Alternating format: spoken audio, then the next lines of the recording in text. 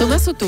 Écoutez à présent ce que disait Manuel Valls hier matin, c'était lors du grand rendez-vous sur Europe 1 et c'était à propos d'un éventuel Grexit. Une sortie de la Grèce, je l'ai dit encore, serait grave pour le peuple grec. Mais l'économie française ne serait en revanche pas affectée. Mais je ne veux pas, moi, me résoudre à ce scénario. Nicolas Barré, bonjour, je vous vois ouvrir de grands yeux. Vous êtes d'accord avec le Premier ministre? Finalement, ce ne serait pas si grave un Grexit, une sortie de la Grèce de la zone euro? C'est une déclaration paradoxale et assez hasardeuse. Elle est paradoxale parce que le gouvernement français, Manuel Valls en tête, n'a cessé de nous expliquer depuis des mois qu'il fallait à tout prix éviter la sortie de la Grèce de la zone euro, que ce serait catastrophique car ça fragiliserait toute cette zone euro, ça pourrait déclencher des effets en chaîne redoutables, etc. Et puis tout d'un coup, on nous dit que finalement, ce ne serait pas grave. Alors de deux choses une, soit on ne nous disait pas la vérité avant, soit on ne la dit pas aujourd'hui. Attendez, Manuel Valls dit que l'économie française, notre économie ne serait pas affectée. Il ne parle pas de la zone euro. Oui, alors, mais il y a pourtant une conséquence qui est quand même certaine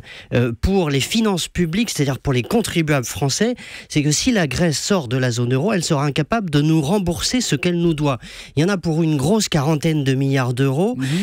Au total, ça représente plus de la moitié de ce que les Français payent, par exemple, d'impôts sur le revenu chaque année. Alors faites le calcul, il y a un peu moins de 20 millions de contribuables en France, ça fait en gros un gros 2000 euros par contribuable, 2000 euros qui ne nous seront pas remboursés.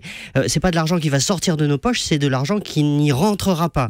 C'était donc une dette grecque, ça va devenir une dette française. C'est une dette que les Grecs auraient dû rembourser, c'est une dette que les Français vont rembourser à leur place. Donc on ne peut pas dire qu'il n'y a pas de conséquences. Mais il y aurait d'autres conséquences ou pas? Il y en aura d'autres. Il y en a une d'abord très visible aujourd'hui, c'est la hausse des taux d'intérêt. C'est une hausse qui fragilise les économies voisines de la France, l'Espagne, le Portugal, etc. Et donc ça fragilise la France également. Et puis il y a toutes sortes d'autres conséquences à plus long terme sur l'avenir de l'Union européenne, sur sa crédibilité en tant que force politique si un des membres est contraint d'en sortir. Il y a des implications stratégiques également. Il ne faut jamais oublier que Athènes est plus proche de Beyrouth ou de Damas que de Marseille.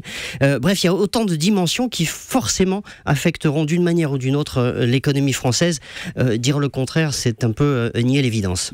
Là, à l'instant, une dépêche qui dit les rendements italiens et espagnols à 10 ans en hausse de 26 à 31 PDB dans les premiers échanges. Ça veut dire quoi? 31 points de base, c'est-à-dire un tiers de points de taux d'intérêt. Donc on est dans ce que vous nous disiez à l'instant. Donc on est exactement dans cette hausse des taux d'intérêt. En France, un point de hausse de taux d'intérêt, ça coûte 2 milliards d'euros aux contribuables la première année, 5 milliards la deuxième, 10 milliards au bout de 5 ans, etc. C'est un peu comme le nuage de Tchernobyl de penser que ça toucherait les autres et pas nous, non? Exactement, bonne image. L'édito éco de Nicolas Barré, directeur de la rédaction des Échos, qui revient demain à 8h10 sur Europe 1. À demain, Nicolas. À demain.